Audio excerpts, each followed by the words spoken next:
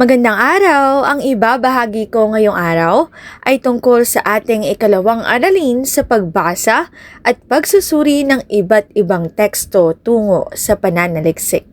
Ito ay tungkol sa tekstong deskriptibo. Ang tekstong deskriptibo ay nagtataglay ng impormasyong may kinalaman sa 5 pandama. Ang una sa 5 pandama ay paningin. Ito ay ginagamitan ng ating mga mata. Sa pamamagitan ng ating paningin, nalalaman natin kung ano ba ang itsura ng isang bagay, anong kulay, at anong hugis. Ang ikalawang pandama naman ay ang ating pandinig. Ang ginagamit naman natin dito ay ang ating mga tainga. Gamit ang ating tainga, naririnig natin ang mga tunog. Ito ba ay malakas? Ito ba ay mahina? O kaya naman ito ay musika sa ating pandinig? O kaya naman ito ay maingay? Ang ikatlong pandama naman ay tinatawag na panlasa. Ito ay ginagamitan ng dila. Sa pamamagitan ng ating mga dila, nalalaman natin kung ang isang bagay ba o isang pagkain ay matamis, maalat, mapait o kaya naman ay malinamnam. Ang pang-apat na pandama naman ay pang-amoy. Ito naman ay ginagamitan ng ating ilong. Sa pamamagitan ng ating pang-amoy, nalalaman natin kung ang isang bagay ba ay mabango o kaya naman ay masangsang. Ito ba ay amoy ulam o amoy pagkain? Ang panlima naman ay pandama. Gamit ang ating mga kamay, nalalaman natin kung malamig ba, mainit, magaspang, makinis, mabigat o magaan ang mga bagay. Kapag sinabi nating tekstong deskriptibo, hindi lamang ito nagbibigay ng impormasyon. Ang layunin nito ay maipakita ang mga larawan gamit lamang ang mga salita. Dapat makabuo ng mga larawan sa isip ng mga mambabasa gamit lamang ang mga salita. Maaari ding paksain ng tekstong deskriptibo ang anumang may kinalaman sa pisikal na katangian ng isang tao, lugar, bagay at pangyayari. Madali itong makilala sapagkat ito ay tumutugon sa tanong na ano. Ang tekstong deskriptibo ay nakasentro sa itsura, anyo at pisikal na katangian ng tao, lugar, pangyayari at bagay. Ang tekstong deskriptibo ay nakasentro sa pisikal na katangian ng una ay tao. Kung tao, ano ang itsura niya? Maputi ba siya? Kulot ba yung buhok niya? O matangkad ba siya? Ang pwedeng halimbawa nito ay sa mga tanong na nakikita natin sa mga slam book. 'Di ba? Bukod sa ano ang paborito mong kulay? Ano ang paborito mong hayop? At ano ang paborito mong quote? Isa sa mga tanong na makikita natin sa slam book ay kung sino o ano yung ideal partner mo. Dito, isinasagot natin na gusto natin matangkad, gusto natin maputi, gusto natin moreno. Sa bahaging ito, gusto kitang tanungin kung ano ba yung pisikal na katangian ng ideal partner mo. Matangkad ba? Moreno? Maputi? O katamtaman lang yung height? Maaari mong ilagay sa comment section ng iyong kasagutan. Pangalawa, ang tekstong deskriptibo ay naglalarawan ng pisikal na katangian ng isang lugar. Malamig ba, maingay, maraming puno? Sa bahaging ito, gusto kitang tanungin kung ano ba yung pisikal na katangian ng lugar na naroroon ka ngayon habang pinakikinggan o pinanonood mo ang video na ito. Maaari mong isulat o i-comment sa comment section ng iyong kasagutan. Ang ikatlo naman ay bagay. Gamit ang tekstong deskriptibo, nalalaman natin kung makinis, mabigat, kumikislap, luma o bago ang isang bagay. Sa bahaging ito, mayroon ulit akong katanungan. Bago ka matulog sa gabi, ano yung huling bagay na hinahawakan mo? Ilarawan mo ito at ilagay sa comment section ng video na ito. Pang-apat naman ay pangyayari. Gaano kaingay ang paligid, ano ang nararamdaman ng mga tao. Sa bahaging ito, gusto ko muling mag-iwan ng katanungan. Noong nag-celebrate tayo ng buwan ng wika, paano mo ilalarawan? Maaari mong ilagay sa comment section ang iyong kasagutan. Ang tekstong deskriptibo ay naglalarawan ng detalyadong imahe na makapupukaw sa isip at damdamin ng mga mambabasa na nais palutangin ng manunulat.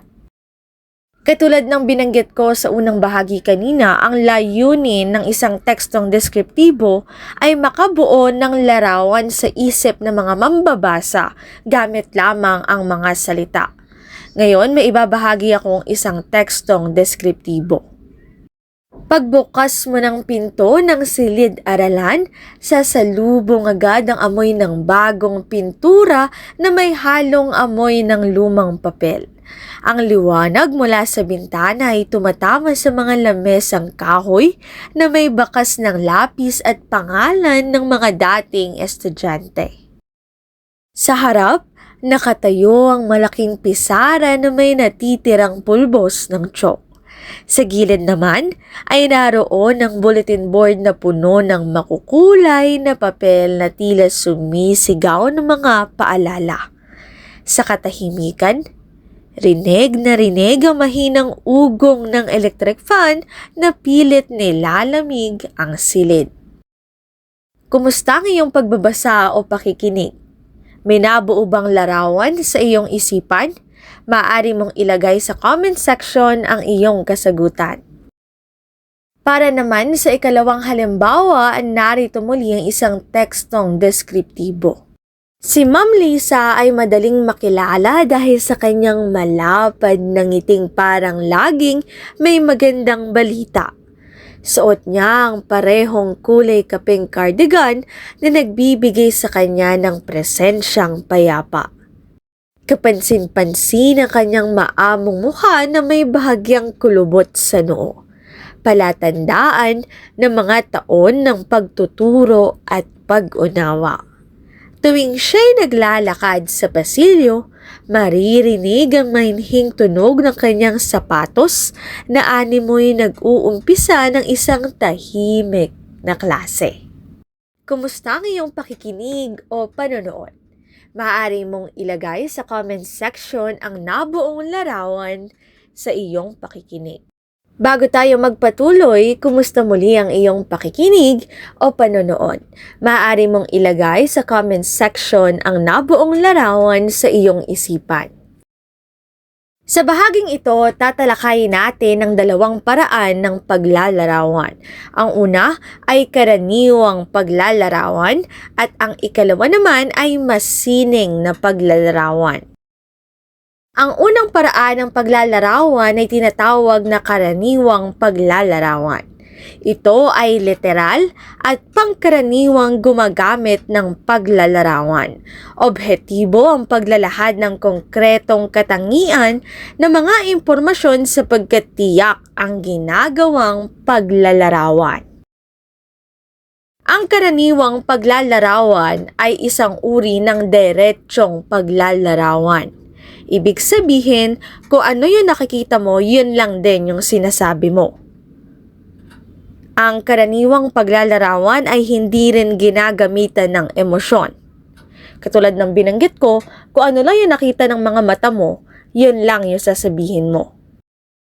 Ang layunin ng karaniwang paglalarawan ay ipakita ang katangian ng isang bagay, tao, lugar o pangyayari ng eksakto kung ano talaga ang nakikita o nararanasan, hindi kung ano ang nararamdaman ng manunulat tungkol dito. Katulad ng binanggit ko kanina, kapag sinabi nating karaniwang paglalarawan, kung ano yung nakikita ng mata, yun lang din yung sinasabi. Direct to the point. Para mas madali ninyong maunawaan ang karaniwang paglalarawan, narito ang ilang halimbawa. Sa paningin, matangkad na lalaki. Maganda ang mga mata. Kulay itim ang buhok. Para naman sa pandinig, maingay ang motor, malakas ang radyo, matinis na boses. Kung mapapansin, direct to the point yung paglalarawan. Okay, kulay itim yung buhok. Malakas ang radyo. Matangkad na lalaki. Ibig sabihin, kung ano yung nakikita, ano yung naririnig, yun lang din yung sinasabi. Walang dinaragdag. Ang ikalawang paraan naman ng paglalarawan ay tinatawag na masining na paglalarawan. Ito ay hindi literal at ginagamitan ng matatalinghaga o idiomatikong pagpapahayag. Malayang nagagamit ng malikhaing imahinasyon upang mabigyan ng buhay ang isang imahen o larawan. Taglay nito ang kasiningan ng pagpapahayag ng damdamin at pananaw ng sumulat. Tandaan na kapag sinabing masining na paglalarawan, hindi ito literal. At mayroon na rin itong damdamin at opinyon ng manunulat. Mayroon nang nadaragdag. Halimbawa sa paningin, nagniningning ang mga mata mo na parang bituin. Kung mapapansin, mayroon na tong ibang mga salita na idinagdag. Hindi naman literal na nagniningning yung mata, di ba? Ito ay base lamang doon sa manunulat. Kalawa, pandinig. Nabibingi ako sa katahimikan. Imbes na sabihin na tahimik ang paligid, gumamit pa ng ibang paraan ng paglalarawan. Nabibingi ako sa katahimikan. Ikatlong halimbawa, para naman sa panlasa, kapag natikman mo ang luto ay makalilimutan mo ang iyong pangalan. Anong ibig sabihin nito? Mahusay. Ang ibig sabihin lamang nito ay masarap yung luto niya. Pero dahil ito nga ay hindi literal na paglalarawan, nagdagdag pa ng mga salita na nagpapakita ng emosyon o damdamin ng manunulat. Hindi direktang sinabi na masarap yung pagkain. Ito ay inilahad sa pamamagitan ng pagsasabi na kapag daw natikman, makalilimutan ng pangalan. Dito na nagtatapos ang Aralin 2, Tekstong Deskriptibo. Muli, ang wikang Filipino ay mapagpalaya. Atin natin itong gamitin, mahalin at mas paunlarin. Salamat sa inyong pakikinig at panonood. Paalam!